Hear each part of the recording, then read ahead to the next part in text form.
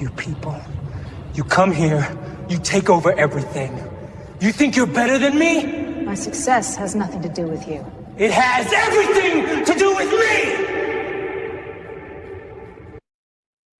The midday sun beat down on the asphalt of the I-285 perimeter, turning the air into a shimmering mirage. Inside her obsidian-black Porsche Taycan, Amara Vance was an island of cool, climate-controlled serenity. The crisp, conditioned air was a stark contrast to the heat radiating from the concrete veins of Atlanta. At 38, she had cultivated an existence built on precision, foresight, and an intolerance for inefficiency. It was a philosophy that had allowed her to transform a small inheritance into Vance Development, one of the most dynamic and aggressive commercial real estate firms in the Southeast. Her phone, resting in its cradle, buzzed with an alert from her project manager at the new Midtown Tower. A structural steel inspection had passed 2 days ahead of schedule. A small, satisfied smile touched her lips. Every second saved was a victory. It was in that fleeting moment of professional triumph that the world outside her sealed cabin intruded. Flashing blue and red lights filled her rearview mirror, a sudden, jarring burst of color against the monotonous gray of the highway. Amara's smile vanished, replaced by a neutral, analytical mask. Her eyes flicked to the speedometer. 71 miles per hour in a 65 zone. A minor infraction, annoying but routine. She was in the far left lane, so she signaled, her movements economical and precise, and began a smooth, 4-lane transition to the right shoulder. The police cruiser, a standard Ford Explorer, followed her with an almost predatory patience. She brought the Porsche to a gentle stop, the electric motor humming into silence. In the mirror, she watched the officer emerge from his vehicle. He was tall, with a lean, wiry frame that seemed coiled with a restless energy. He wore the dark blue uniform of the DeKalb County Police Department. His haircut was military short, and his sunglasses hid his eyes, but his posture, rigid, ramrod straight, spoke volumes. He moved with a purpose that felt disproportionate to a minor speeding ticket. Amara powered down her window, the hot, humid air instantly rushing in. She had her license, registration, and proof of insurance already retrieved from the glove compartment, held neatly in her hand. She had been through this drill before. Compliance and efficiency were the fastest way to resolution. The officer arrived at her window, his shadow falling over her. He didn't speak immediately. Instead, he let the silence stretch, a tactic she recognized from tough negotiations. He leaned down slightly, his gaze sweeping over the interior of her car, from the buttery leather of the passenger seat to the designer briefcase resting on it, and finally, to her. "License and registration," he said. His voice was flat, a low baritone devoid of any courtesy. It wasn't a request, it was a command. "Here you are, officer," Amara replied, her tone even and professional. She extended the documents to him. He took them without a word, his eyes finally meeting hers as he removed his sunglasses. They were a pale, washed-out blue, and they held an unnerving intensity. They weren't the bored, procedural eyes of a cop writing a ticket. They were sharp, analytical, and lingered on her for a moment too long. He was young, maybe early 30s, but his face was etched with a premature severity. His name tag read D. Holloway. He studied her license, his thumb rubbing over her photograph. "Amara Vance," he said, tasting the name as if it were an unfamiliar word. "This is a nice car. What do you do for a living, Amara?" The question was immediate and off-script. It was too personal, too pointed. It had nothing to do with her speed. It was a test. A flicker of a warning signal went off in her mind, the same one that alerted her to a bad clause in a contract or a disingenuous partner in a deal. "I'm in real estate development," she answered, keeping her voice level, betraying none of the cold annoyance solidifying in her gut. She did not owe him the details of her life. "Real estate," he repeated, a faint, almost imperceptible smirk playing on his lips. He glanced from her license back to her face, then around at the pristine 6-figure vehicle. "Must be good business." It wasn't a compliment. It was an insinuation, heavy with a subtext she couldn't quite decipher yet, but it felt laced with a sour, curdled resentment. He was no longer a police officer performing a traffic stop. He was a man passing judgment. He held her license for another 30 seconds, a small eternity in the oppressive highway heat, his silence a deliberate tool of intimidation. He was watching for a reaction, for a flicker of fear or anger. She gave him nothing. She simply met his gaze, her expression a calm, impenetrable mask. "I'm going to run your information," he said finally, tearing his eyes away from hers. "Stay in the vehicle."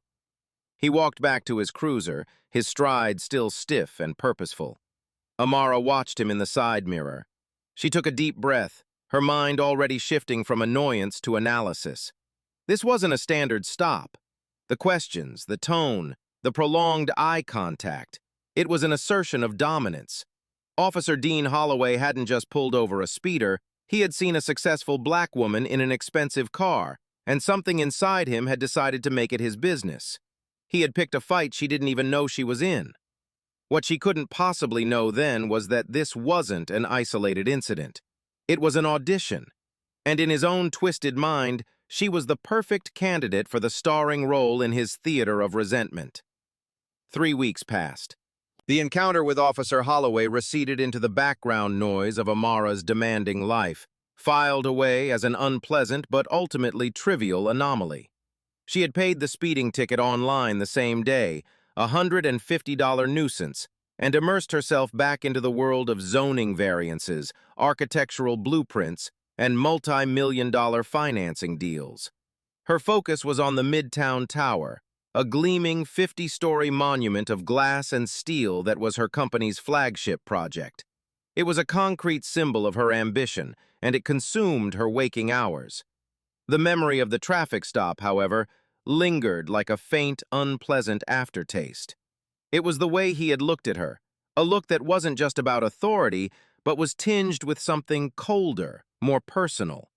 It was a look of assessment, of sizing her up. She was driving home from a late-night meeting with investors, taking the familiar route along Peachtree Industrial Boulevard. It was just after 9 p.m. The road was well lit and traffic was light. She was in her company's other vehicle, a high-end Lincoln Navigator, preferring its commanding presence for evening travel. She was mentally rehearsing her presentation for the City Planning Commission the next morning, her mind 1,000 miles away from the road, her driving on autopilot. The sudden flash of red and blue in her rearview mirror was a sickening jolt of déjà vu. Her heart gave a single, hard thump against her ribs. She glanced at her speedometer. She was going exactly the speed limit. Her hands tightened on the steering wheel. It couldn't be. Not again. She pulled over into the empty parking lot of a closed office park, the crunch of gravel under the tires unnervingly loud in the quiet night. She watched the rearview mirror, a knot of dread tightening in her stomach. The same Ford Explorer, the same stiff, deliberate silhouette emerging from the driver's side. As he approached, the beam of his flashlight played across her side mirror, momentarily blinding her. It was him, Officer Dean Holloway. The chilling impossibility of it sent a wave of cold adrenaline through her. Out of the hundreds of officers in DeKalb County, across thousands of miles of roads, it was him again. The concept of coincidence evaporated, leaving behind a stark and terrifying reality. This was not random. He arrived at her window, his face illuminated by the ambient glow of her dashboard. The faint smirk she remembered was there again, more pronounced this time.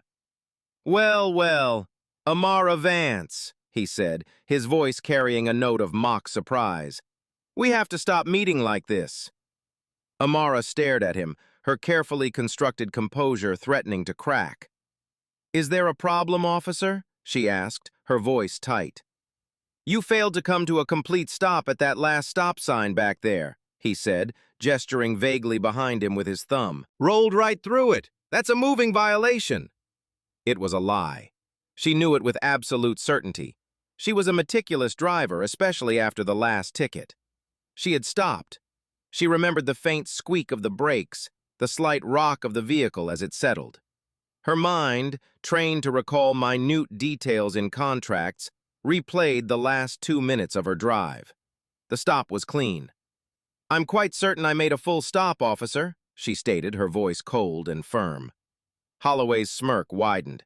"That's not what I saw. License and registration." This time, the interaction was different. The pretense of a routine stop was gone. His hostility was no longer a subtle subtext. It was the main text. As she handed over her documents, his fingers brushed against hers, a deliberate, lingering touch that felt like a violation. "Still in the real estate business?" he asked, his eyes roaming the plush interior of the Navigator. "This is another nice car. You must be doing very well for yourself."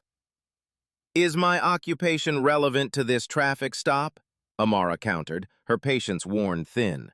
His eyes snapped to hers, the smirk vanishing, replaced by a flash of cold anger. "I ask the questions here, you just answer them. It's a simple dynamic. You should try to understand it."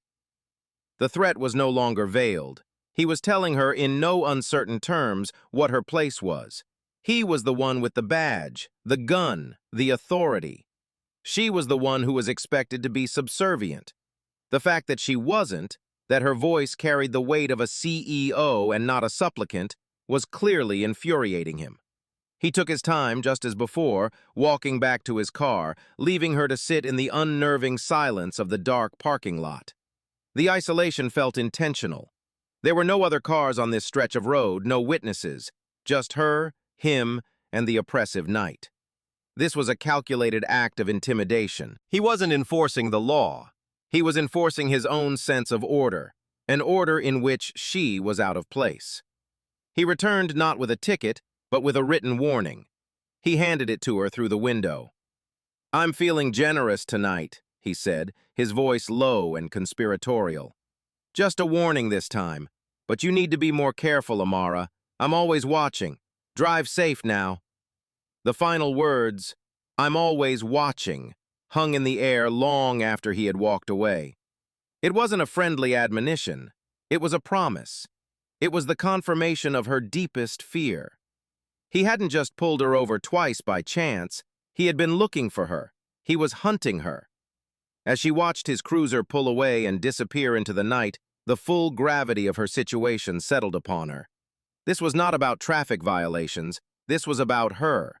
She was being targeted by a police officer, an individual with the legal authority to stop her, to detain her, to disrupt her life at will, had developed a personal, malevolent obsession with her. The game had changed. This was no longer an issue of annoyance, it was an issue of safety. The warning that he was always watching proved to be more than just a threat. It was a mission statement. A week after the second traffic stop, Officer Dean Holloway brought his campaign of harassment from the anonymous asphalt of the public roads directly into the heart of Amara's empire, her Midtown construction site. It was a bright, cloudless Tuesday morning. Amara was on site, standing on the 30th floor of the skeletal tower, surrounded by the organized chaos of progress. The air hummed with the sound of generators, the clang of steel on steel, and the shouts of ironworkers. She was in her element, wearing a hard hat and a tailored blazer over her jeans, conferring with her site foreman, a burly, no-nonsense man named Frank. They were reviewing revised blueprints for the HVAC system, a complex dance of logistics and engineering that she reveled in. It was Frank who saw him first. His eyes narrowed, looking down towards the ground level. "Who the hell is that?" he grumbled. Amara followed his gaze. Far below, at the main construction entrance, a DeKalb County police cruiser was parked, its presence a stark, official intrusion on the private property. Officer Holloway was getting out of the car. He wasn't responding to a call. There were no other emergency vehicles, no sense of urgency. He was just there. A cold dread, sharp and familiar, pierced the morning warmth. She watched as Holloway spoke to the site security guard, then strolled onto the active construction zone as if he owned it, his head on a swivel, taking everything in. "I'll handle this," Amara said to Frank, her voice tight. Keep the men working. She took the noisy, rattling construction elevator down to the ground floor, her mind racing. What could he possibly want here? There was no legal justification for his presence. This was her turf, a place of business, a place where she was in absolute command. She intercepted him near the stacks of drywall, her boots crunching on the dusty concrete floor. She stood directly in his path, forcing him to stop. "Officer Holloway," she said, her voice devoid of any warmth. "Can I help you? This is a private, active construction site." He took off his sunglasses, his pale blue eyes sweeping over her, from her hard hat down to her steel-toed boots. A condescending smile touched his lips. "Quite an operation you've got here, Vance. Just conducting a routine site check. We've had reports of undocumented workers and potential safety violations in the area." It was another blatant lie, and they both knew it. There were no such reports. He had manufactured a pretext to invade her space, to challenge her authority in her own domain. "All of my workers are union, documented, and we just passed a city safety inspection last week with a perfect score," Amara replied, her voice like ice. "If you have a warrant or an official complaint to file, please present it. Otherwise, I'm going to have to ask you to leave my property." Holloway's smile faltered. He was accustomed to people cowering, not quoting the law back at him. "A little defensive, are we? Something to hide?" He ignored her request and began to walk deeper into the site, his posture deliberately casual, a clear display of his contempt for her authority. He stopped by a group of electricians who were wiring a junction box. The men paused, looking from the officer to their boss, an air of uncertainty falling over their work. "Morning, fellas," Holloway said, his tone overly friendly. "Everything up to code here? Your boss here, Ms. Vance, she treat you all right? Pay you on time?" The questions were outrageous, designed to undermine her in front of her crew. He was planting seeds of doubt, portraying her not as their employer, but as a potential adversary, with him as their supposed protector. It was a classic power play, meant to isolate and diminish her. Frank, the foreman, came lumbering over, his face a thundercloud. "These men have work to do, officer. Is there a problem?" "Just making conversation," Holloway said, turning his attention back to Amara. His eyes held a triumphant glint. He had successfully disrupted her work, created a scene, and reminded her that his authority, in his mind, superseded hers, even here. "Your 10 minutes of conversation just cost my company several $1,000s in lost productivity," Amara said, her voice dangerously low. "The next time you set foot on my property without a warrant, I will have you cited for trespassing. Are we clear?" He stared at her, the mask of civility dropping completely. For a second, she saw the raw, undiluted resentment that fueled him. It was the naked rage of a man who couldn't stand to see her in a position of power, commanding a project of this scale, respected by the men who worked for her. "Perfectly," he snarled, the single word dripping with malice. He turned and walked away, not with the hurried stride of someone who had been rebuffed, but with the slow, arrogant saunter of a predator marking its territory. He had achieved his goal.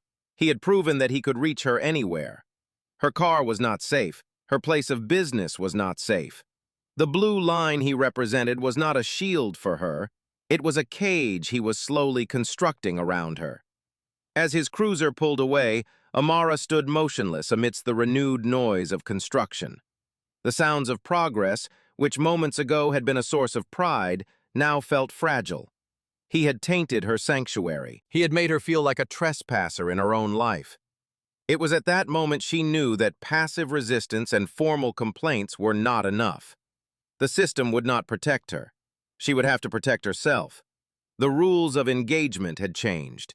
If he was going to build a case of intimidation against her, she would build a case of evidence against him. The confrontation at the construction site was a declaration of war. Amara Vance was a builder, an architect of systems, and she understood that to win a war, you needed superior intelligence and unassailable logistics. Officer Holloway's power was derived from his uniform and the assumption that his word would always outweigh hers. Her power was derived from her intellect, her resources, and her meticulous attention to detail. She decided to turn her greatest strengths into a weapon.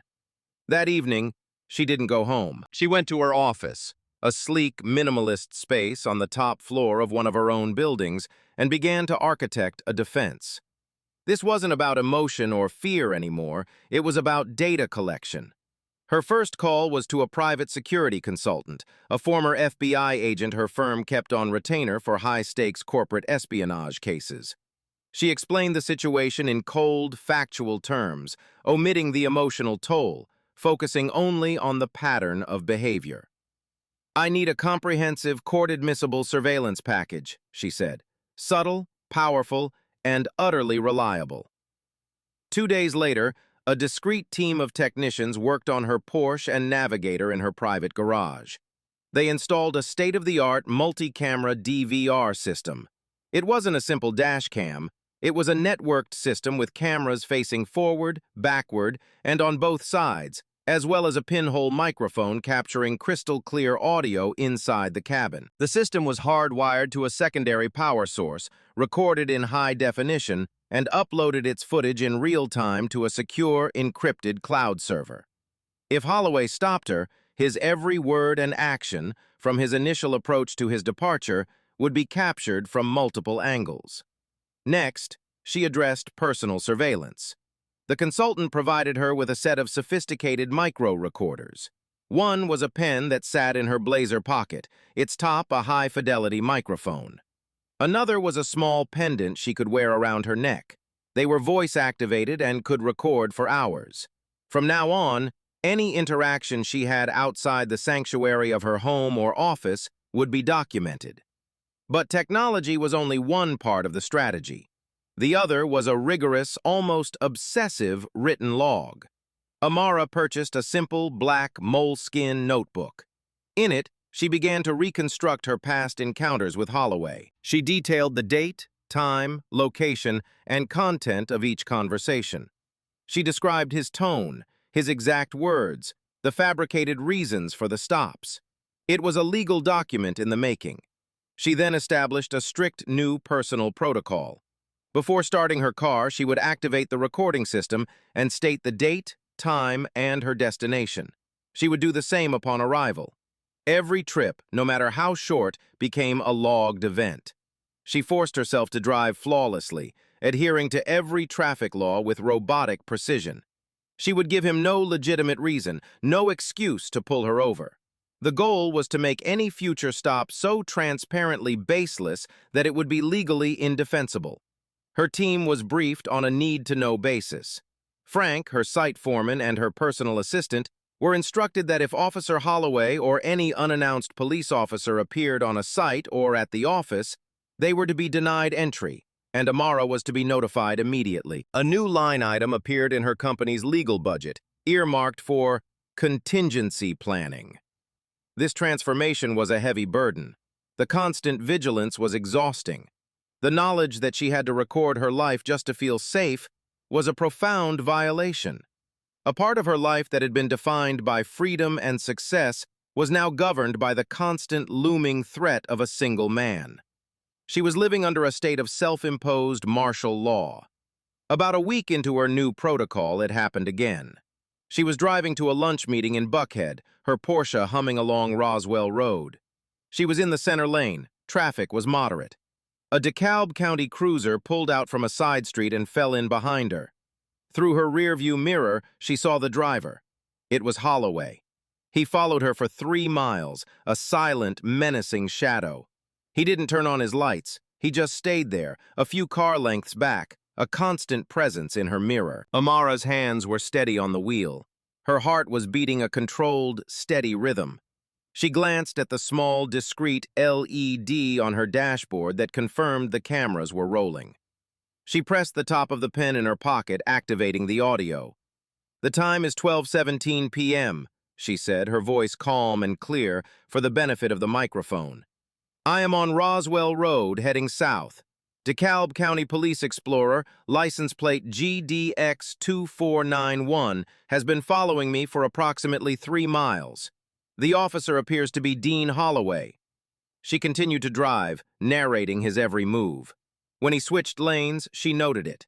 When he closed the distance between them, she recorded it.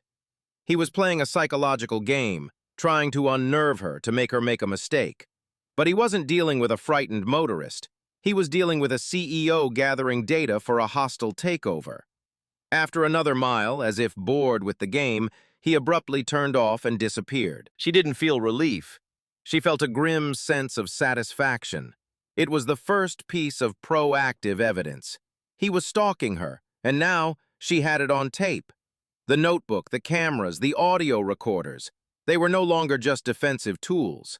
They were becoming a meticulously constructed cage, and with every move he made, Officer Holloway was helping her build it around himself. The stalking continued for another month. A silent war of nerves played out on the streets of Atlanta. Holloway seemed to be everywhere. Amara would spot his cruiser parked near her office building, see him driving past her favorite lunch spot, or catch a glimpse of him in her rearview mirror for a few unsettling miles on the freeway. He rarely initiated a stop. The game was more subtle now. It was about presence, about reminding her that he could be anywhere, that her life was no longer entirely her own. He was an unseen hand on the thermostat of her life, constantly turning up the heat, waiting for her to boil over. Each time, Amara meticulously logged the incident, the date, the time, the location, the duration of the tale. Her cloud server filled with hours of video footage of his cruiser, a silent testament to his obsession. Her notebook became thick with entries, a detailed chronicle of a one-man harassment campaign. She was patient. She knew that his ego, the very thing that drove his resentment, would eventually demand a more direct confrontation. He wouldn't be satisfied with just watching. The breaking point came on a rainy Thursday afternoon. Amara was leaving a meeting with city planners, the kind of tedious but necessary engagement that was part of her job. She was walking to her car in a public parking garage, the damp, cool air thick with the smell of wet concrete. She was on the phone with her lawyer, discussing an easement issue when she saw him. Holloway's cruiser was parked near the exit ramp, partially hidden behind a large concrete pillar. He wasn't inside it. He was leaning against the pillar, arms crossed, waiting for her. He had timed this perfectly. The garage was mostly empty, the rain muffling any sound. It was an ambush. Amara ended her call. "I have to go," she said, her voice betraying no alarm. She clicked the button on her recording pen. Her car was only 50 feet away. She kept walking, her pace steady, her keys already in her hand. He pushed himself off the pillar as she approached, blocking her path to her car. He wasn't in his standard uniform. He wore a department-issued windbreaker over his tactical vest, a more casual, off-duty look that somehow seemed more menacing. "We need to talk, Vance," he said. The pretense of Amara was gone. "We have nothing to talk about, officer," she replied, attempting to step around him. "Please move out of my way." He shifted his body, mirroring her movement, keeping himself in her path. "You think you're clever, don't you? Filing that complaint, thinking you can hide behind your lawyers and your money." So he knew about the complaint. The department had clearly informed him, even as they were ignoring her. The thought sent a chill down her spine. The system wasn't just failing to protect her, it was actively aiding her harasser. "I am a citizen exercising my right to report misconduct by a public official," Amara said, her voice ringing with a cold clarity in the cavernous garage. "Now for the last time, move!" It was then that his professional facade, already cracked, shattered completely. The carefully controlled mask of police authority dissolved, revealing the raw, ugly face of the man beneath. His face contorted in a snarl of pure, undiluted hatred. "You people," he spat, the words dripping with venom. "You come here, you take over everything. You drive your fancy cars, build your glass towers, and you walk around like you own the world. You think you're better than me? You think that makes you better than me?" The outburst was staggering in its honesty. It was a confession. This was never about speeding or stop signs or site inspections. This was about his own profound sense of inadequacy, his deep-seated resentment of her success, all of it filtered through the poisonous lens of race. He didn't see a successful businesswoman. He saw a black woman whose success was an indictment of his own failures, a personal affront to his view of the world.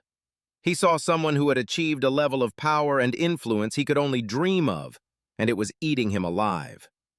"My success has nothing to do with you," Amara said, her voice dangerously quiet.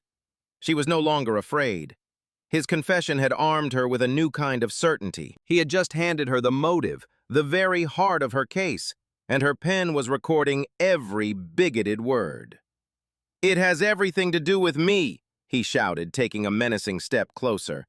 The sound echoed off the concrete walls. "I'm the one who keeps this city safe. I'm the one with the authority, not you. You're just you got lucky, and I'm here to remind you of that. I can take it all away. One call, one anonymous tip about drugs in that fancy car of yours, and this whole empire comes crashing down. You understand me?" It was a direct threat, a promise to frame her, to use the power of his badge to destroy her life. He was no longer just a harasser, he was a criminal. Amara simply stared at him, her expression unreadable. She let his words hang in the damp air, a recorded testament to his corruption. She didn't respond, didn't challenge him, didn't give him the satisfaction of a reaction. Her silence was a weapon, and it seemed to infuriate him more than any argument could have. He held her gaze for another moment, breathing heavily, his chest rising and falling. He had said too much, and he seemed to realize it. The rage in his eyes flickered, replaced by a flicker of something else, a dawning awareness of his mistake. Without another word, he turned and stormed back to his cruiser. The tires squealed as he peeled out of the garage, leaving Amara alone in the echoing silence. She stood perfectly still for a full minute, the recording pen still clutched in her hand. The rain drummed a steady rhythm on the roof of the garage. He thought he had just put her in her place. He had no idea he had just handed her the key to his own destruction. Armed with the chilling audio from the parking garage, Amara knew the time for quiet documentation was over. Holloway had escalated his campaign from harassment to direct criminal threats. He had confessed to the very prejudice that fueled his actions. She now possessed a piece of evidence so damning, so irrefutable, that she felt a flicker of hope that the system, when presented with such a clear-cut case of corruption, would finally be forced to act. The next morning, she met with her corporate attorney, a sharp, seasoned lawyer named David Chen. They sat in a sterile conference room, and for the first time, Amara played the audio recording aloud. As Holloway's voice filled the room, spitting his venomous, racist tirade, David's face grew progressively grimmer. When the recording ended with the threat to frame her, he simply shook his head, a look of profound disgust in his eyes. "This is more than misconduct, Amara," he said quietly. "This is a felony, deprivation of rights under color of law." Together they drafted a second, far more detailed and serious formal complaint. It was a masterpiece of legal documentation. It included a full transcript of the new audio, cross-referenced with her meticulously kept logs of the stalking incidents. It detailed the previous encounters, the lies about traffic violations, the unauthorized intrusion at her construction site. It painted a complete, undeniable picture of a police officer engaged in a systematic, racially motivated campaign of terror against a private citizen. They didn't just file it with the DeKalb County Police Department's Office of Professional Standards. They sent certified copies to the county commissioner, the district attorney's office, and the state's attorney general. They were creating a paper trail that would be impossible to ignore. Amara attached a cover letter, stating that if she did not receive a substantive response regarding a full investigation and the immediate suspension of Officer Holloway pending its outcome within 30 days, she would be forced to pursue all available legal remedies, including a federal civil rights lawsuit. She had laid her cards on the table. The evidence was absolute. The threat was clear. She had, she believed, given the department one final chance to police itself, to prove that the blue wall of silence was not impenetrable. Then, she waited. 1 week passed, then 2. The 30-day deadline came and went with nothing but a profound and unnerving silence. There was no phone call from an investigator, no letter acknowledging receipt, no indication that her complaint, a document detailing criminal threats made by a serving police officer, was being taken seriously. It was as if she had thrown a rock into the deepest part of the ocean. There was a brief ripple, and then nothing. Life continued, but with a new, heavier tension. Holloway disappeared. His cruiser no longer shadowed her. The constant, low-grade stalking ceased. For a brief period, Amara allowed herself to wonder if her complaint had worked on some invisible level. Perhaps he had been quietly reassigned. Perhaps a supervisor had warned him to back off. But her instincts, honed by years of navigating treacherous business deals, told her otherwise. This wasn't resolution. This was the quiet before the storm. The system wasn't working to protect her, it was working to protect him, closing ranks and waiting for her to simply give up and go away. Finally, 6 weeks after she had filed the complaint, a thin, standard-sized envelope arrived at her office. It bore the official seal of the DeKalb County Police Department. Her assistant brought it in, her expression hesitant. Amara took it, her hands steady. She felt no rush of adrenaline, no hopeful anticipation. She felt only a weary sense of resignation. She knew, with a certainty that chilled her to the bone, what it would say. She slid it open with a letter opener. The letter was a single page, a masterclass in bureaucratic deflection. "Dear Ms. Vance," it began, "thank you for bringing your concerns to the attention of the Office of Professional Standards. We take all allegations of officer misconduct seriously. A thorough internal review was conducted regarding your complaint against Officer Dean Holloway." She paused at that line. A thorough internal review? No one had contacted her. No one had asked for her testimony, for the original audio file, for the video evidence she had offered to provide. How could a review be thorough without ever speaking to the complainant? She read the final, soul-crushing sentences. "Following our review, the matter has been addressed with the officer in accordance with departmental policy. We now consider this matter to be concluded. We appreciate your engagement in helping us maintain the highest standards of service to our community." That was it, addressed internally. Concluded. It was a legal and moral dead end. It was a slap in the face, a clear, unambiguous message that her rights, her safety, and the mountain of evidence she had provided meant nothing.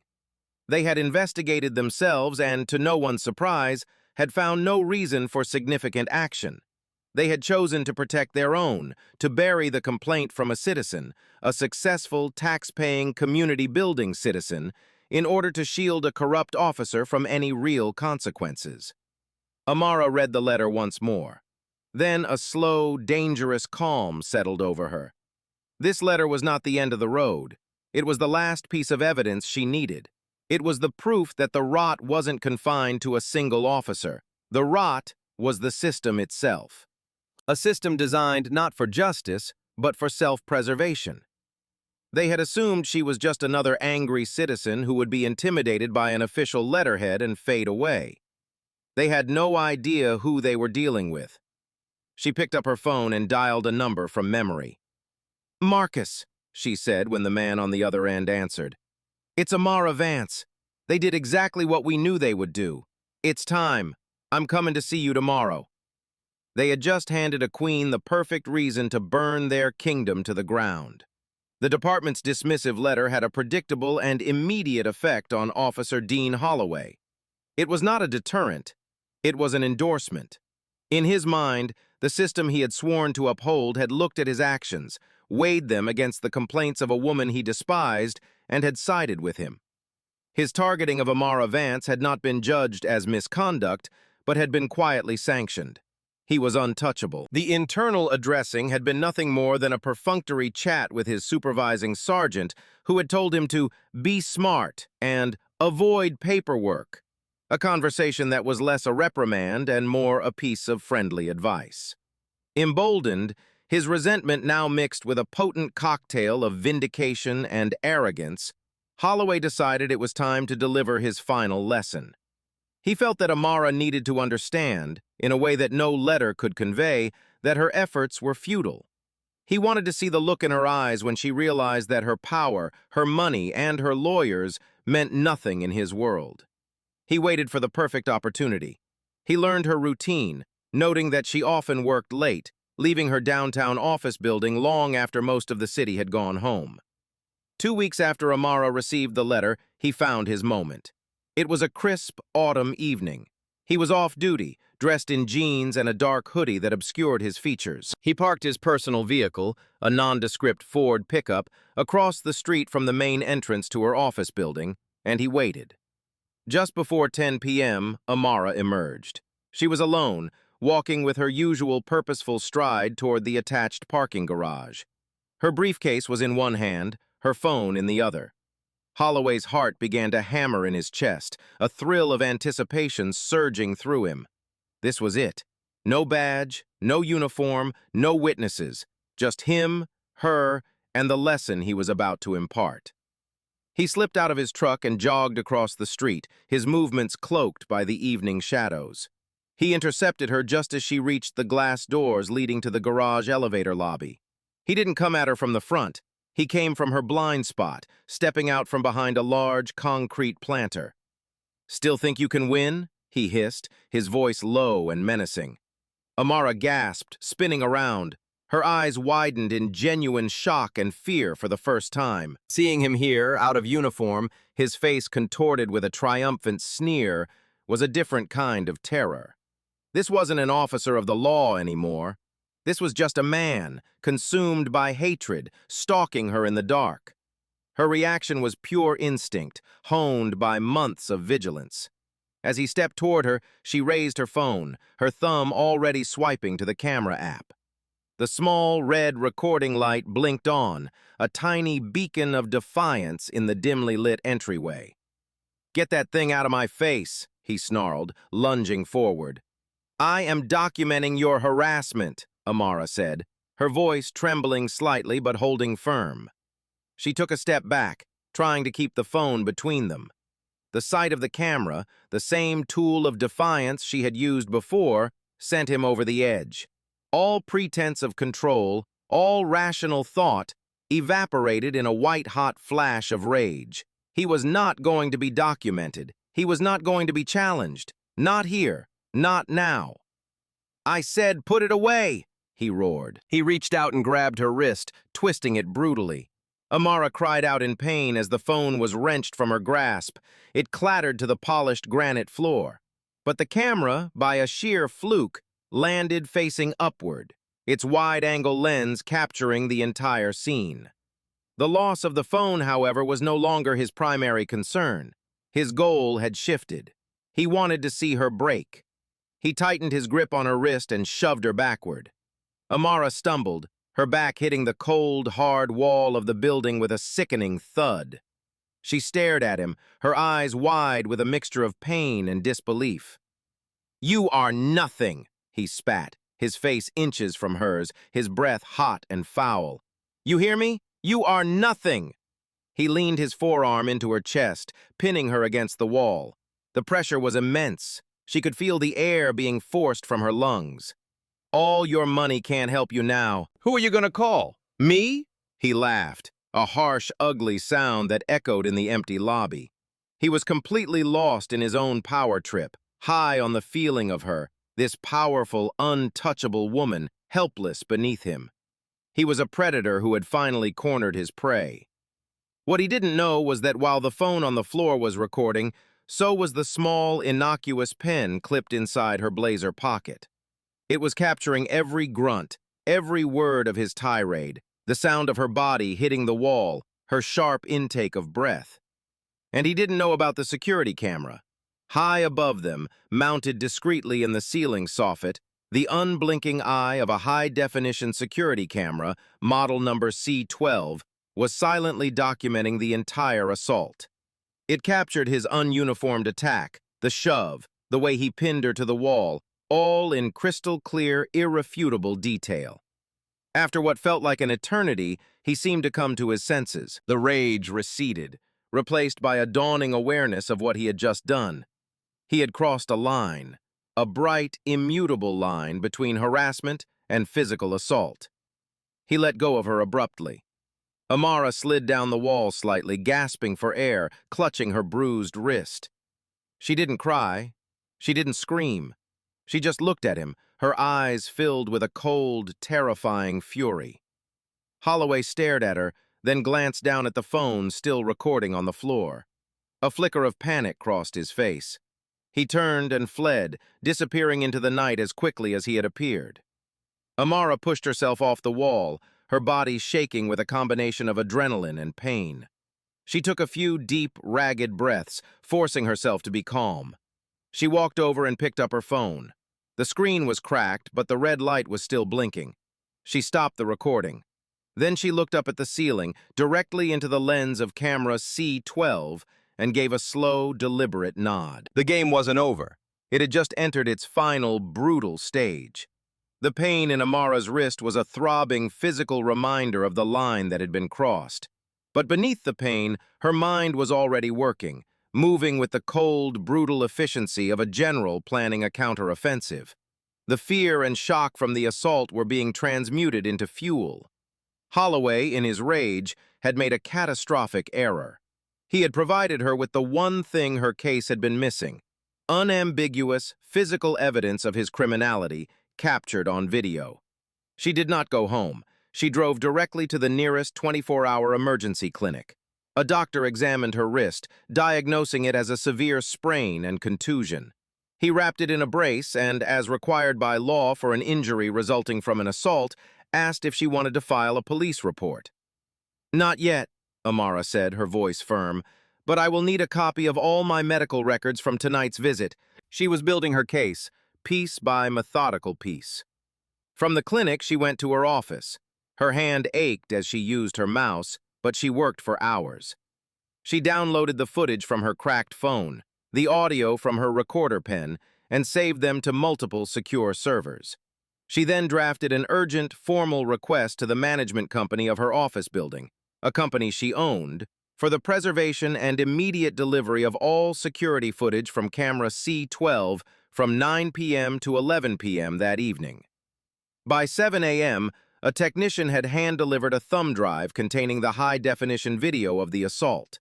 She now had a trinity of evidence: her video from the ground, the security video from above, and the crystal-clear audio of his threats and the sounds of the attack. It was an airtight, 360-degree documentation of a crime. At 10 a.m., her sprained wrist in a sling, she walked into the downtown Atlanta offices of Thorne and Associates. The firm was legendary in civil rights circles. Its founder, Marcus Thorne, was a legal titan, a man who had spent 3 decades dismantling corrupt police departments and winning landmark cases against systemic abuse. He was brilliant, relentless, and notoriously selective about his cases. He was also an old family friend, a man who had known Amara since she was a girl. She was ushered immediately into his sprawling, book-lined office. Marcus, a tall, impeccably dressed man in his late 60s, with a gentle demeanor that belied a killer instinct in the courtroom, rose to greet her. His warm smile faded when he saw the sling on her arm and the grim expression on her face. "Amara," he said, his voice laced with concern, "what happened?" "I need a warrior, Marcus," she said, her voice steady, "and I have brought you the sword." She sat down opposite his large mahogany desk and laid out her story. She didn't tell it like a victim. She presented it like a case study. She walked him through the initial stop: the systematic stalking, the invasion of her worksite, the threats in the parking garage. With each phase of the story, she placed a corresponding piece of evidence on his desk: the logbook, the audio files, the video files, the complaint letter, the dismissive response from the department, the medical report from the night before. Finally, she took out the thumb drive from the building's security company. "And this," she said, "is from last night." Marcus plugged the drive into his computer and projected the image onto a large screen on his wall. They watched in silence as the silent, high-definition footage played. They saw Holloway ambush her. They saw him grab her, wrench the phone from her hand, shove her against the wall, and pin her there. They saw him flee. Marcus watched the entire video without a word, his face slowly hardening into a mask of cold fury. When it was over, he swiveled in his chair and looked at her, his eyes blazing. "They did this," he said, his voice a low, dangerous rumble. "They had your complaints. They had your warnings. They had the audio of him threatening to frame you, and they did nothing. They let this happen. They are complicit." He stood up and began to pace in front of the large window overlooking the city. "This isn't just a lawsuit against one rogue officer, Amara. This is an indictment of an entire department's culture of impunity. He felt safe doing this because they made him feel safe. That letter wasn't just a dismissal, it was a permission slip." He stopped pacing and turned to her. "You asked for a warrior. You've got one. We are not just going to sue, we are going to dismantle them. We will subpoena every record. We will depose every officer in his chain of command. We will find every other person this man has terrorized. We are not just seeking damages, we are seeking radical court-mandated reform. We are going to make an example of Dean Holloway and the DeKalb County Police Department that will echo in every precinct in this country." Amara felt a profound sense of relief wash over her, the first she had felt in months. She was no longer alone in this fight. She had an ally, a champion who saw the battlefield with the same clarity she did. "What's our first move?" she asked. Marcus smiled, a grim, predatory smile. "Our first move is to introduce Officer Holloway to the world. We're going to file a federal civil rights lawsuit by the end of the day, and tomorrow morning we hold a press conference. We're going to play them his highlight reel." He gestured to the screen where the image of Holloway assaulting her was still frozen. "It's time the public saw exactly who they're paying to protect and serve." The press conference was a masterstroke of legal theater, orchestrated by Marcus Thorne with the precision of a military campaign. It was held in the grand atrium of the National Center for Civil and Human Rights in downtown Atlanta, a location chosen for its symbolic weight. The press advisory had been deliberately vague, promising only a major announcement regarding a federal lawsuit against the DeKalb County Police Department. The mystery, combined with Marcus Thorne's formidable reputation, was enough to draw every major news outlet in the city, along with national correspondents from cable news networks. The room was packed, a sea of cameras, microphones, and reporters buzzing with speculation. At precisely 11 a.m., Marcus Thorne walked to the podium, followed by Amara Vance. She was dressed in a conservative, dark gray pantsuit, her arm no longer in a sling, but in a more discreet black wrist brace. She looked composed, powerful, and unbowed. The explosion of camera flashes was like a volley of silent gunfire. Marcus tapped the microphone, and a hush fell over the room. "Good morning," he began, his voice resonating with a deep, authoritative calm. "We are here today because the system designed to protect a citizen has failed in its most fundamental duty. It has failed not through negligence, but through a deliberate culture of indifference and complicity. It has chosen to protect one of its own over the rights, the safety, and the dignity of the community it is sworn to serve." He paused, letting the weight of his words settle. "For the past several months, my client, Ms. Amara Vance, a respected business leader and pillar of this community, has been the target of a systematic and racially motivated campaign of harassment, intimidation, and violence at the hands of one man, DeKalb County Police Officer Dean Holloway." A murmur went through the crowd. Names were being named. This was real. "Ms. Vance did everything right," Marcus continued, his voice rising with righteous anger. "She documented the abuse. She filed detailed complaints. She provided incontrovertible evidence of criminal threats. And in response, the DeKalb County Police Department sent her a form letter and closed the case. They told her, in effect, that a police officer threatening to frame a citizen with felony drug charges was a matter to be addressed internally. They chose to ignore the fire, and in doing so, they handed Officer Holloway the torch. He gestured to a large projection screen that had been set up behind him.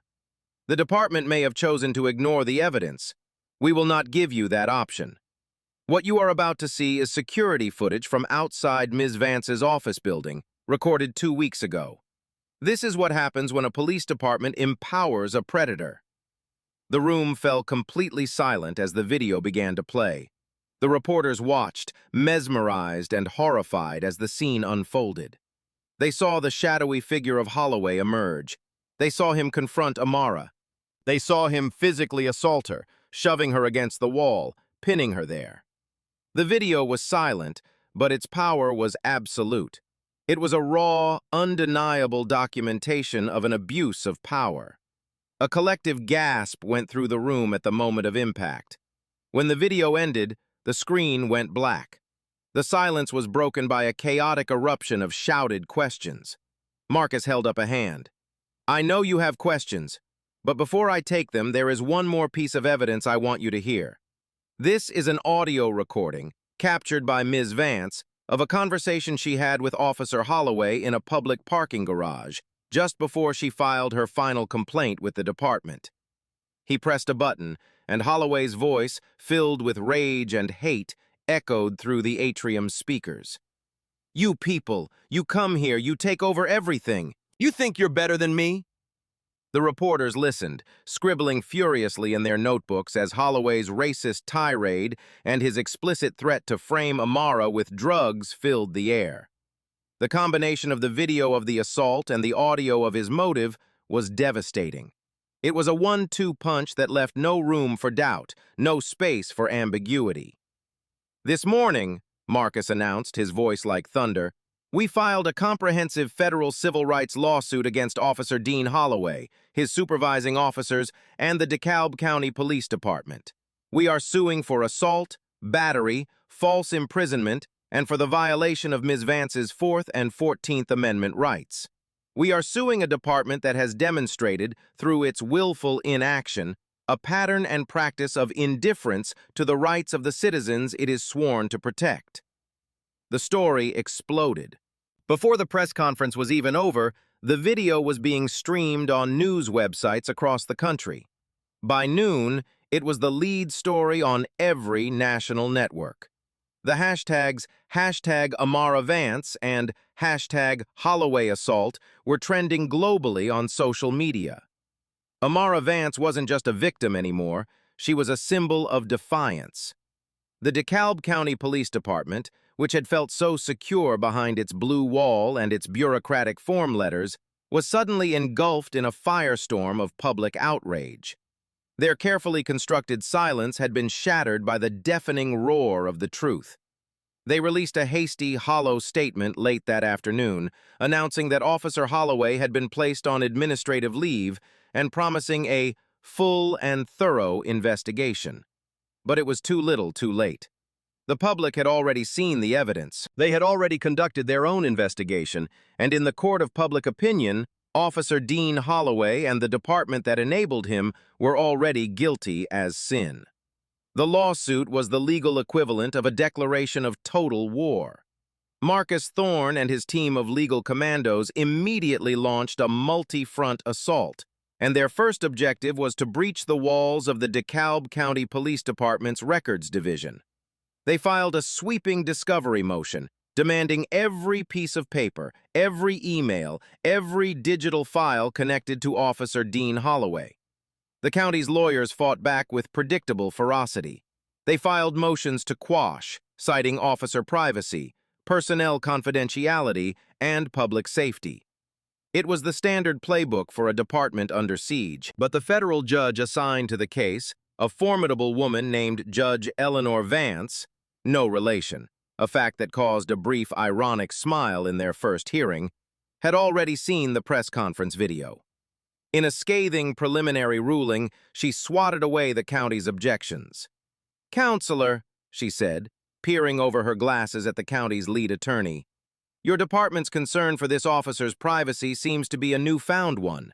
You certainly weren't concerned with Ms. Vance's privacy when your officer was stalking and assaulting her. Motion to compel is granted. You will produce Officer Holloway's complete and unredacted personnel file within 10 business days." When the file arrived, delivered by a grim-faced courier in 4 thick, overflowing accordion folders, it was exactly the Pandora's box Marcus Thorne had hoped for. It was not the record of a dedicated public servant with one unfortunate lapse in judgment. It was a meticulously documented decade-long history of a predator with a badge. The file chronicled a man who seemed to have a deep-seated allergy to minority success. The complaints within it formed a chilling, undeniable mosaic of prejudice. There were 12 of them, filed over a span of 8 years.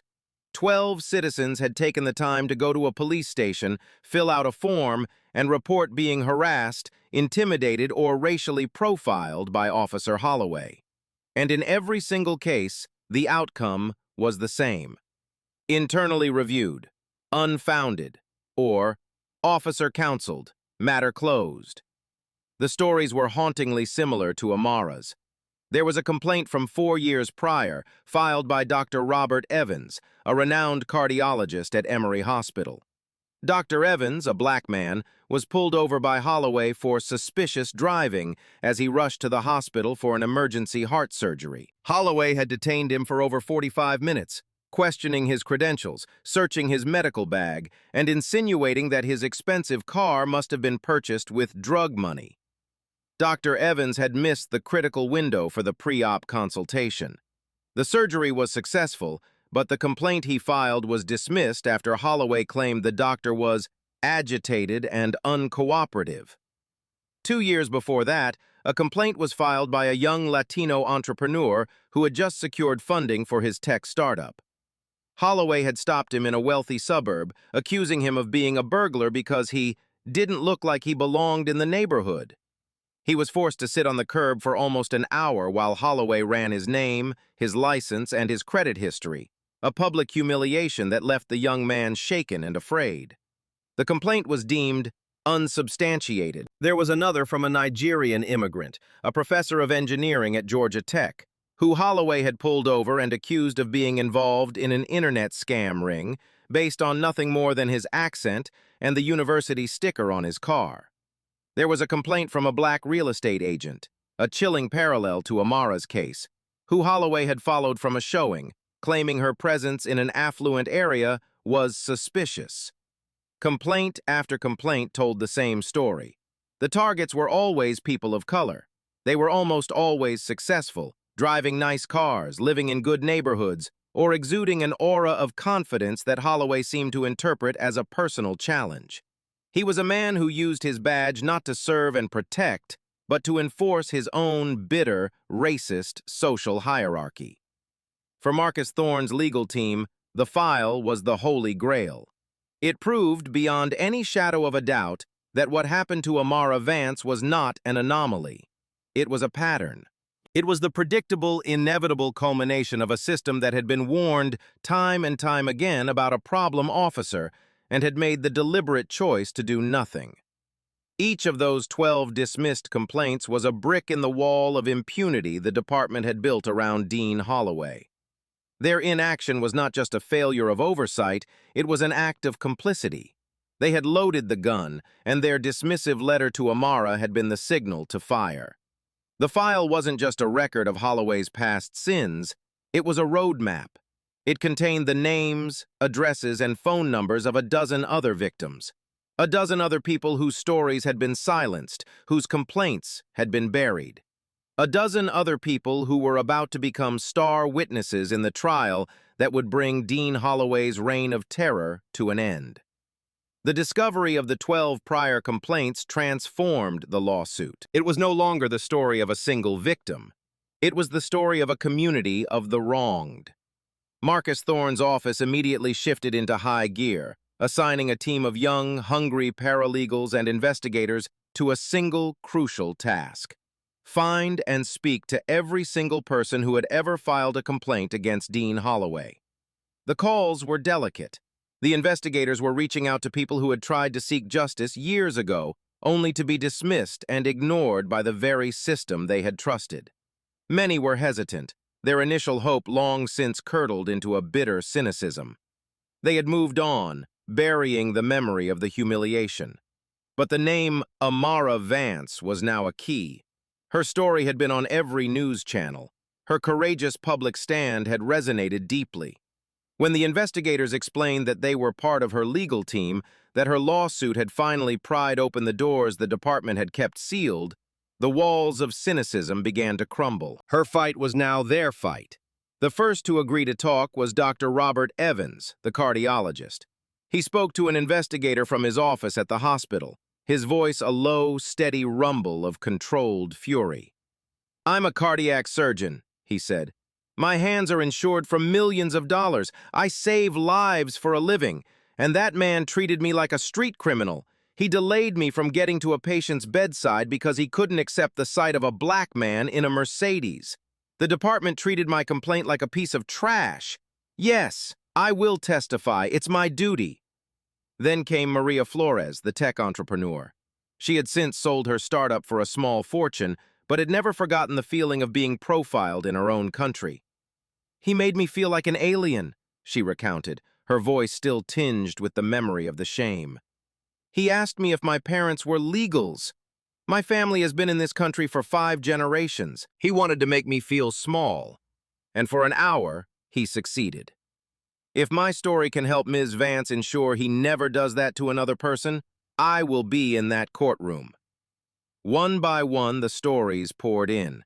Each one was a unique narrative of personal humiliation, yet they all shared the same DNA of Holloway's specific brand of prejudiced policing.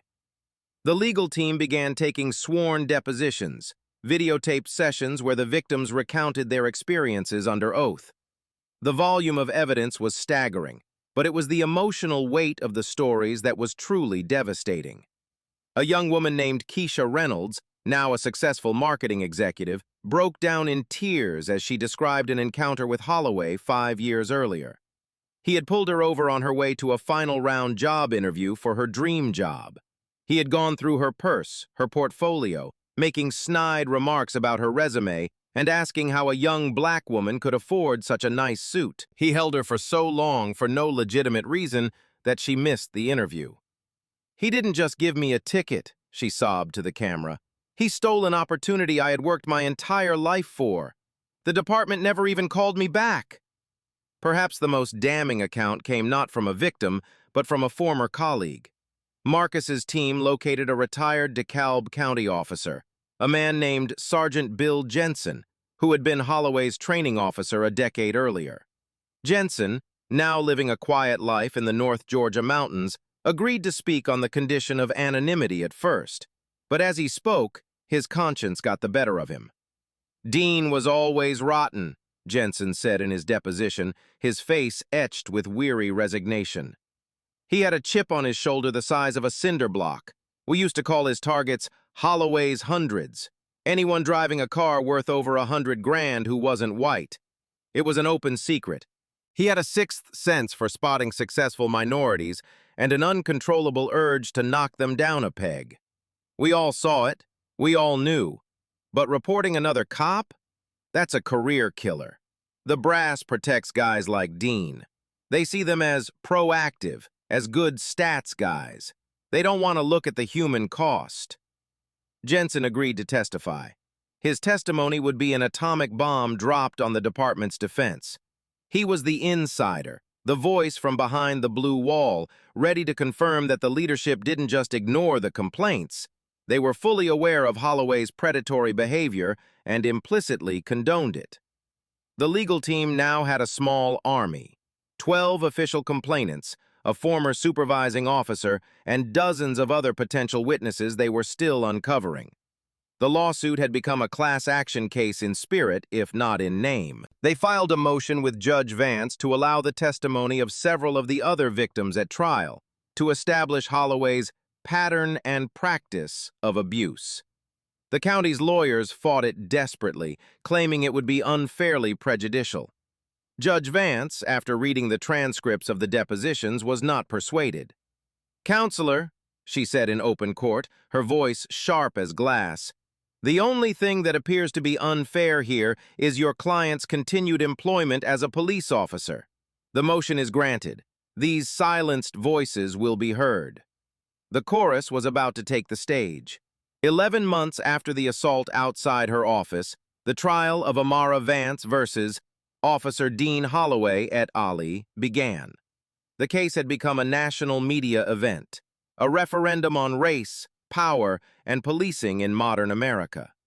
The federal courthouse in Atlanta was besieged by news vans and protesters carrying signs that read, "Justice for Amara," and "DeKalb County Police, End Racist Policing." The courtroom was packed every day.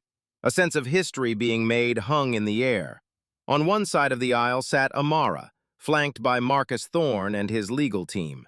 She was the picture of grace and strength, her presence radiating a quiet, unshakable resolve. On the other side sat Dean Holloway, looking diminished and pale in an ill-fitting suit. He was no longer the intimidating officer, the predator in control. He was a man watching his life unravel, his city-appointed defense attorney looking perpetually overwhelmed beside him. In a rare and aggressive move, the U.S. Attorney's Office, spurred by the public outcry and the mountain of evidence, had also convened a grand jury, which had returned a criminal indictment against Holloway for deprivation of rights under color of law. He was simultaneously a defendant in a civil suit and a criminal trial, fighting for his career, his money, and his freedom. On the third day of the trial, Marcus Thorne called his first witness to the stand. The plaintiff calls Ms. Amara Vance. A hush fell over the courtroom as Amara walked from her table to the witness box.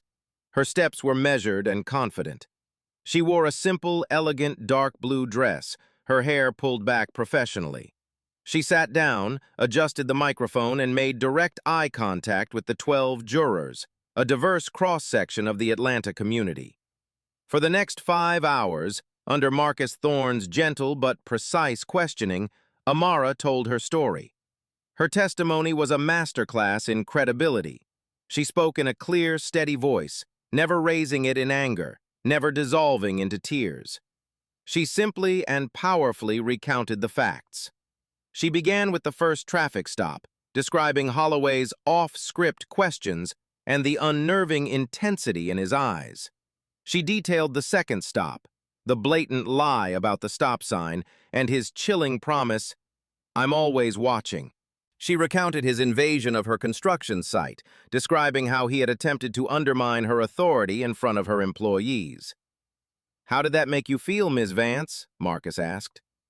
"Professionally, it was infuriating," Amara said, her gaze still locked on the jury. "Personally, it was terrifying. He was demonstrating that there was no space in my life where I could be safe from him. Not my car, not my place of business. He was erasing the boundaries of my world." She described the confrontation in the parking garage, and Marcus played the audio of Holloway's racist rant for the court. The jurors listened intently, their faces grim, as his hate-filled words echoed through the silent courtroom. Then, Marcus moved to the night of the assault. "Ms. Vance, what happened when you tried to record Officer Holloway outside your building?" "He became enraged," she said. "He lunged at me, grabbed my wrist, and took my phone." "Can you describe the physical contact for the jury?" "He shoved me backward with significant force.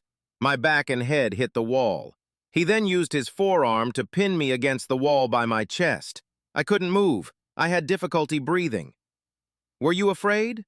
Amara paused, taking a steadying breath.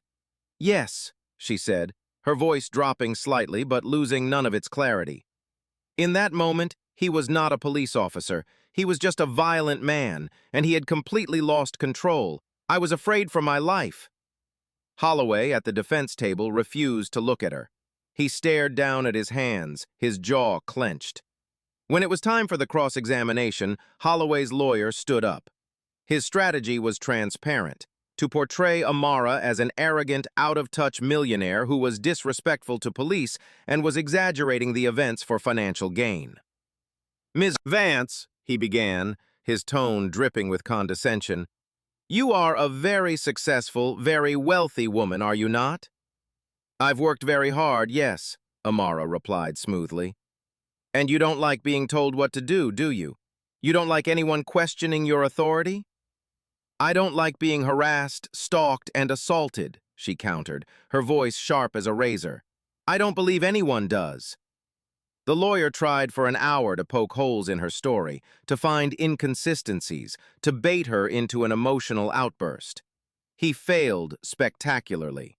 Her testimony was a fortress, built on a foundation of meticulous logs, backed by audio and video, and delivered with the unshakable credibility of a woman who had built an empire on facts and figures.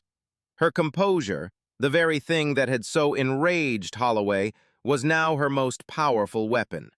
His final question was a desperate gamble. Isn't it true, Miss Vance, that you could have de-escalated the situation at any time by simply being more cooperative, more respectful? Amara looked at him, then turned her gaze back to the jury, a look of profound, weary disbelief on her face. I cooperated through 2 baseless traffic stops. I cooperated with months of being stalked. My cooperation ended when a man threatened to frame me with felonies, and it ended when he put his hands on me. My question for you, counselor, is at what point was I supposed to respect the abuse? The lawyer had no answer. He stood in stunned silence for a moment before muttering, "No further questions." As Amara stepped down from the stand, she had done more than just tell her story. She had laid the cornerstone for the prosecution's case, a foundation of truth so solid and so powerful that nothing could ever tear it down. With Amara's testimony serving as the powerful, unshakable foundation, Marcus Thorne and the federal prosecutors began to construct the rest of their case. They did so with a methodical, relentless precision, brick by brick, until they had built an impenetrable fortress of evidence around Dean Holloway. First came the digital record. The courtroom's large screens, which had shown the security footage during the press conference, were used to present a comprehensive multimedia narrative of the harassment. They began with the footage from Amara's own vehicle. The jury saw, from 4 different angles, the second traffic stop. They heard the audio of Holloway's lie about the stop sign and his menacing parting words. Then, they showed the hours of footage of his cruiser stalking her, a silent, damning montage that systematically dismantled the defense's claim that the encounters were random or coincidental. Next, they played the audio from the parking garage confrontation. Holloway's defense attorney objected strenuously, but Judge Vance overruled him. The jury listened, wearing headphones, to Holloway's voice, clear as a bell, delivering his racist tirade and his threat to plant drugs in her car. Several jurors shook their heads in disgust. Finally, they presented the videos of the assault. They played the security camera footage from C-12 first, the wide, silent, clinical view of the attack. Then they played the footage from Amara's phone, recovered from the floor, its upward-facing angle providing a chaotic, terrifying, and intimate view of the violence. They heard her cry of pain, the thud of her body against the wall, and Holloway's voice snarling, "You are nothing." The combination was nauseatingly effective. It left no room for interpretation. After the digital evidence had painted the picture, Marcus Thorne brought in the human element to add the color and emotion. One by one, the other victims of Dean Holloway took the stand. The prosecution was permitted to call 3 of them to establish the crucial pattern and practice of his behavior. Dr. Robert Evans, the cardiologist, was the first. In his scrubs, having come directly from the hospital, he spoke with a quiet, profound dignity about the humiliation of being treated like a criminal while on his way to save a life. An officer's bias should never stand between a doctor and his patient, he concluded. That day, it almost did. Next came Keisha Reynolds, the marketing executive who had missed her job interview. She spoke movingly about the long-term consequences of that one encounter, the professional setback that had taken her years to overcome. "He didn't just take an hour of my time," she said, her voice thick with emotion. "He took a piece of my future." The final past victim to testify was a man named David Chen, a software engineer who Holloway had pulled from his car and illegally searched on the side of the road because his car was too expensive for the neighborhood. His testimony was crucial because he had also filed a complaint that was dismissed as unfounded. Then came the insider. Sergeant Bill Jensen, Holloway's former training officer, took the stand. He was a classic, old-school cop, and his words carried the weight of experience and authority.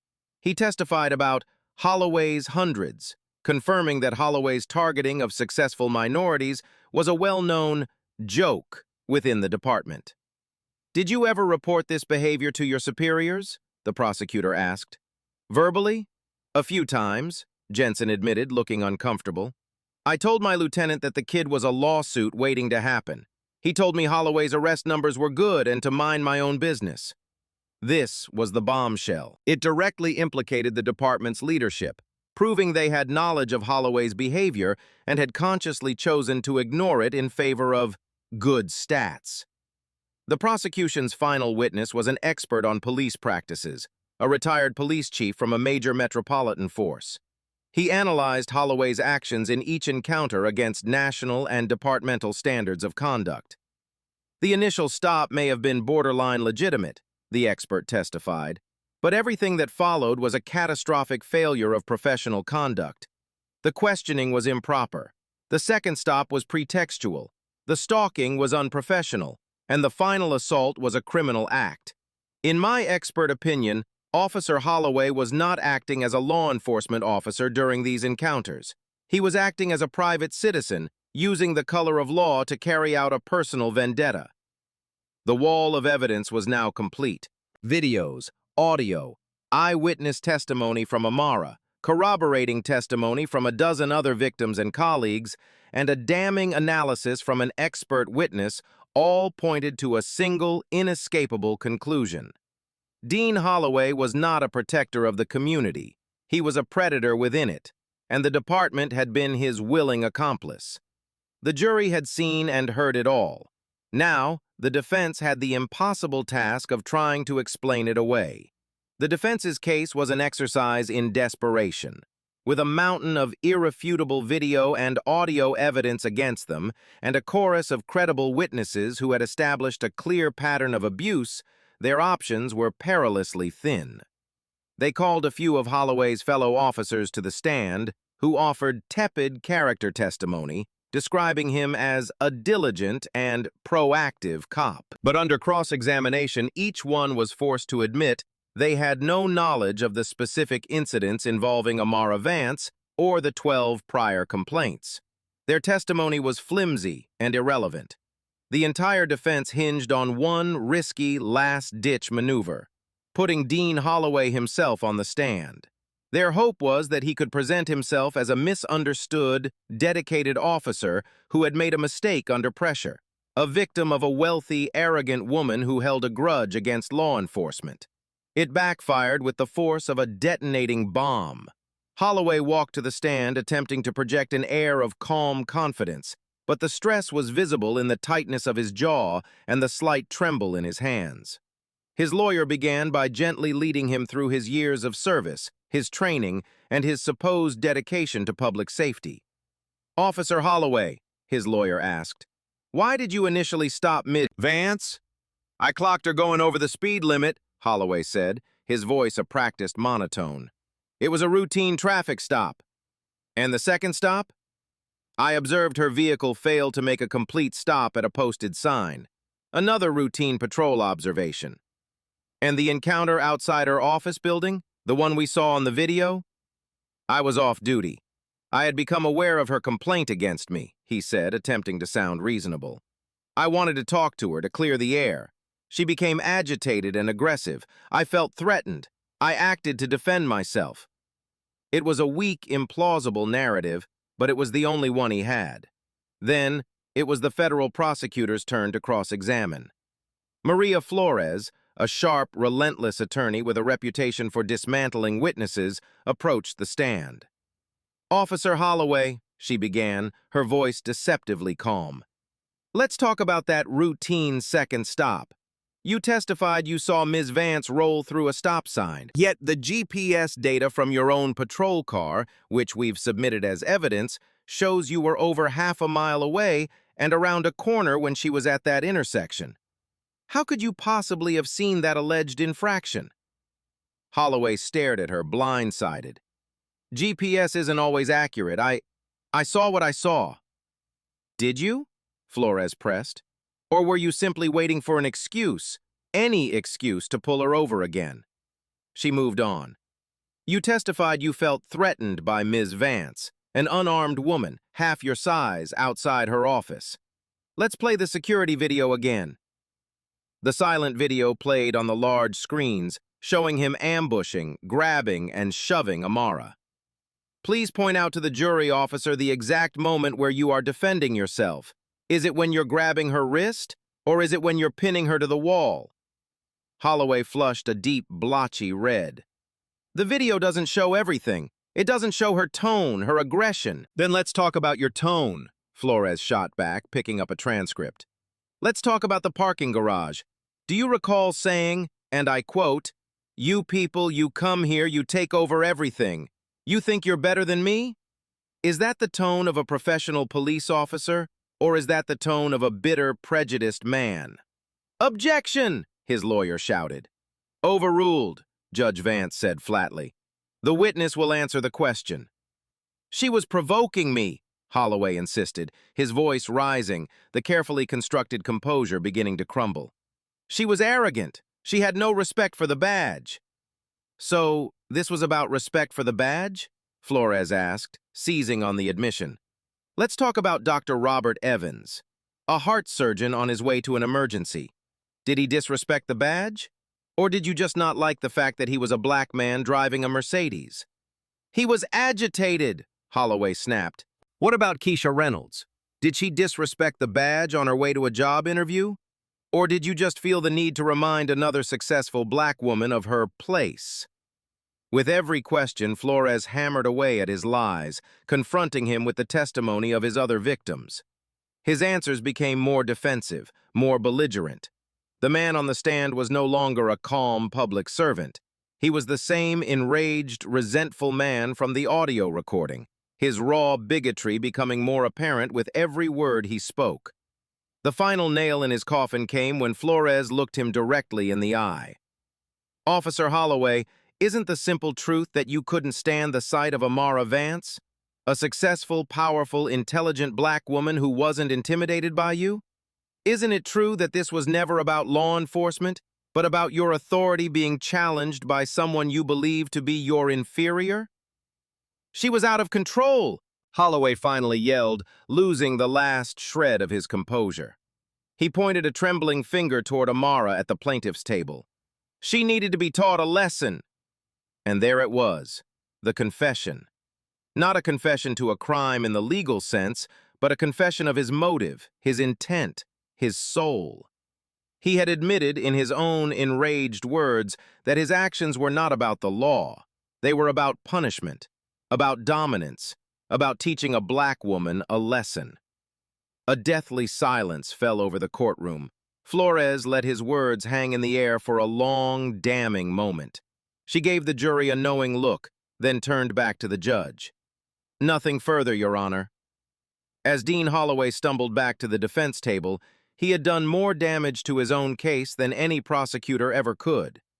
He had allowed the jury to look directly into the abyss of his prejudice, and they had not liked what they saw. The closing arguments were a mere formality, a final summation of a case that had already been decided in the hearts and minds of the jury. Holloway's defense attorney offered a weak and rambling plea, attempting to paint his client as a simple man in a complex job who had been pushed to his breaking point. He spoke of the dangers of policing, the stress of the uniform, the gray areas of law enforcement.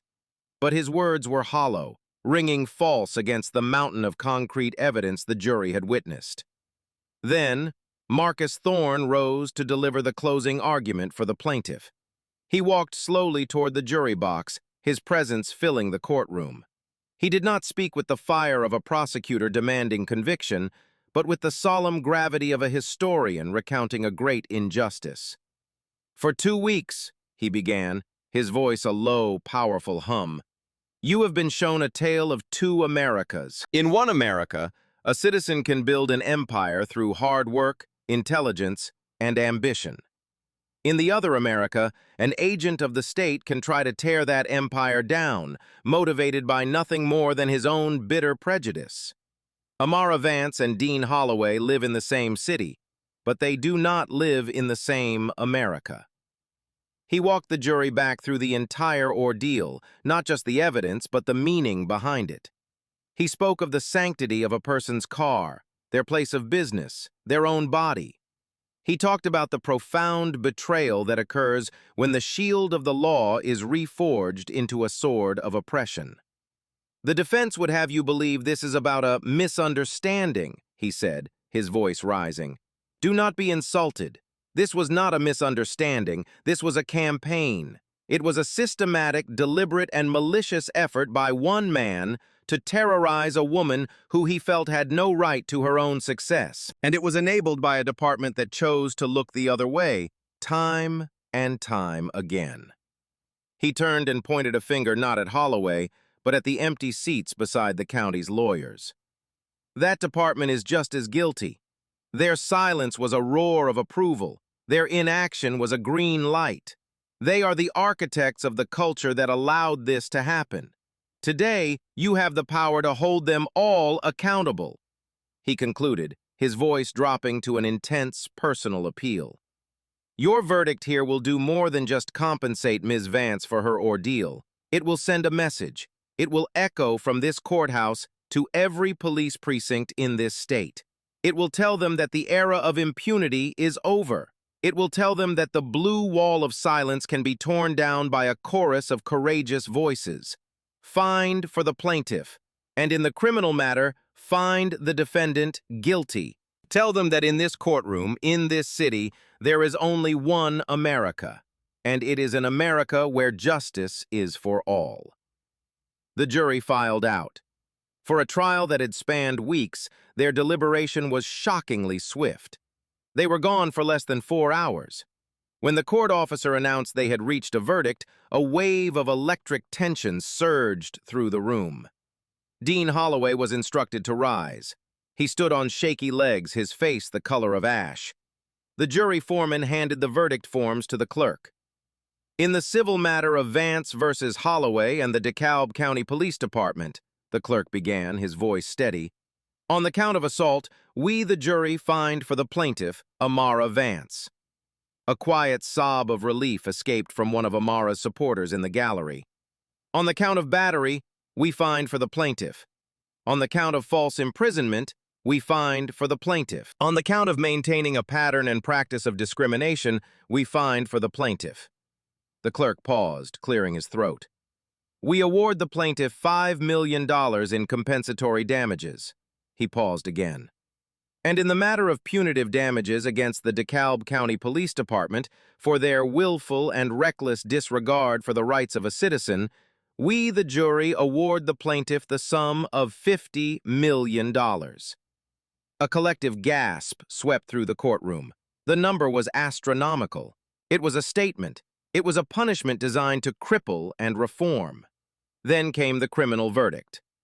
In the case of the United States versus Dean Holloway, the clerk continued, on the charge of deprivation of rights under color of law, we, the jury, find the defendant guilty. Holloway's knees buckled. His lawyer had to grab his arm to keep him from collapsing. He was now a convicted felon. His life as a police officer, his identity, everything he had used as a shield was gone. A week later, at the sentencing hearing, Judge Vance looked down at him from the bench, her face a mask of stern disappointment. Mr. Holloway, she said, her voice ringing with authority, you took an oath to protect and serve. Instead, you terrorized. You took an oath to uphold the law. Instead, you became a law unto yourself. You have not only harmed Ms. Vance and the other citizens you victimized, you have deeply wounded the public's trust in law enforcement, a trust that is already so fragile. The message must be sent that such a betrayal will not be tolerated.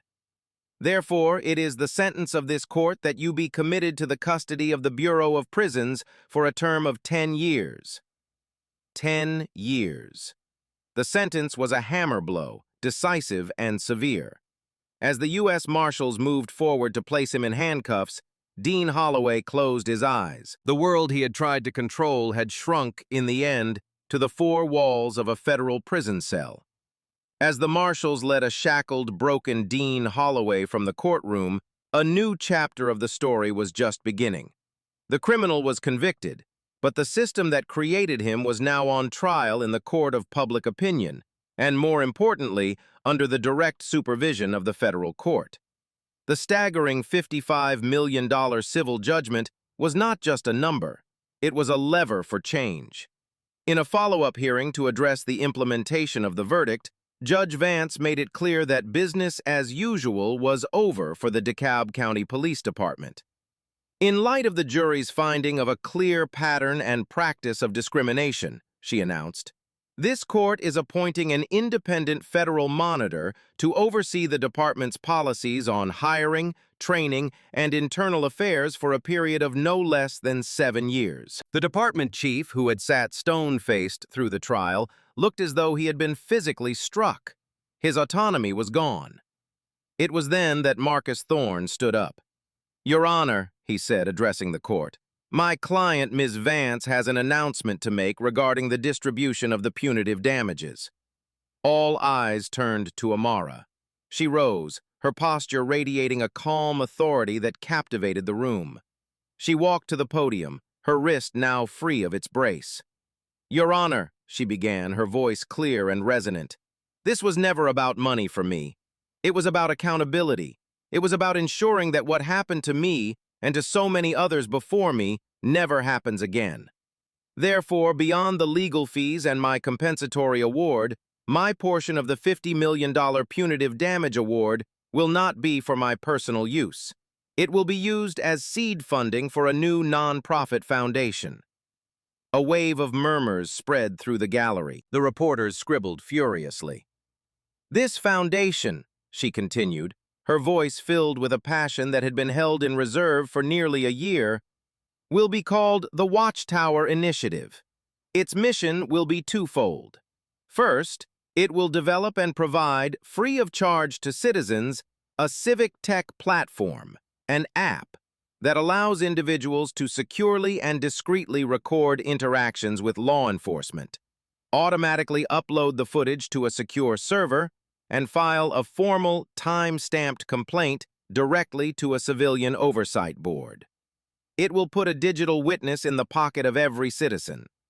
Second, the Watchtower Initiative will use its resources to fund the campaigns of political candidates who are committed to true, substantive police reform, including the strengthening of civilian review boards and the elimination of qualified immunity. We will not just document the problem, we will fund the solution."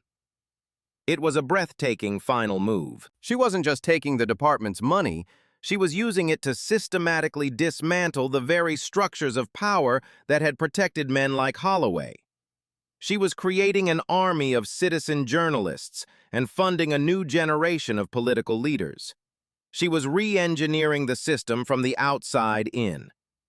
The room was stunned into silence. Amara Vance hadn't just won a lawsuit. She had leveraged her victory into a movement. She had taken her pain and transformed it into a perpetual engine for justice, a legacy that would protect countless others long after the name Dean Holloway was forgotten. Her ordeal, which began with a lone officer's bitter resentment, had ended with the promise of a more just future for an entire community. The bully with the badge had picked a fight with a builder, and she had responded by building a fortress of accountability around him and his entire department, a fortress so strong it would stand for generations. One has to wonder what series of bitter disappointments and curdled resentments led a man like Dean Holloway down such a destructive path. Was it a single moment, or a slow, creeping erosion of empathy, worn away by the daily pressures of a uniform he was never worthy of wearing? Perhaps it was the profound insecurity of a man who measured his own worth only by the power he could exert over others. Seeing a woman like Amara, poised, successful, and black, holding a power he felt he lacked, may have triggered a deep-seated fear of his own insignificance. His badge was the only thing that made him feel superior, and when she didn't immediately bow to its authority, his entire sense of self was threatened. His aggression wasn't an act of policing, It was a desperate, pathetic act from a man terrified of being seen as small. Could things have been different? If a fellow officer had possessed the courage to formally report Holloway's open secret of racial profiling, could this all have been avoided? Almost certainly. The silence of his colleagues was a form of consent, a quiet endorsement of his behavior. If the department had taken even one of those first 12 complaints seriously, could Holloway have been retrained or removed long before his obsession with Amara took root? Absolutely. His final assault was the predictable, tragic outcome of a system that repeatedly chose the convenience of silence over the difficult work of accountability. And what if Amara hadn't been a powerful, wealthy CEO? What if she had been Keisha Reynolds, on her way to that job interview, without the resources to install surveillance systems or hire a legal titan like Marcus Thorne? The heartbreaking truth is that her story would have likely ended like all the others, with a complaint filed away in a dusty cabinet, a career opportunity lost, and a spirit diminished by an injustice she was powerless to fight. It was her power, her resources, and her unyielding spirit that allowed her to transform a moment of private humiliation into a movement for public justice. The ultimate message of this story isn't about revenge, it's about responsibility. It teaches us that injustice doesn't just happen in the shadows. It happens in broad daylight, on busy highways and at construction sites, carried out by ordinary people who have been given too much power and not enough oversight. It reminds us that standing up to abuse, documenting the truth, and demanding accountability is not just a right, but a necessity. A single voice, armed with irrefutable evidence and unwavering courage, can indeed be more powerful than an entire institution built on silence. Amara Vance didn't just win a lawsuit. She forced a reckoning and used her victory not to enrich herself, but to build a better, more just system for everyone who would come after her. I'd love to hear your thoughts on this. What part of Amara's strategic response inspired you the most? Have you ever been in a situation where you knew documentation was your only true form of protection? Share your story in the comments below. Your engagement helps us continue to tell stories that matter.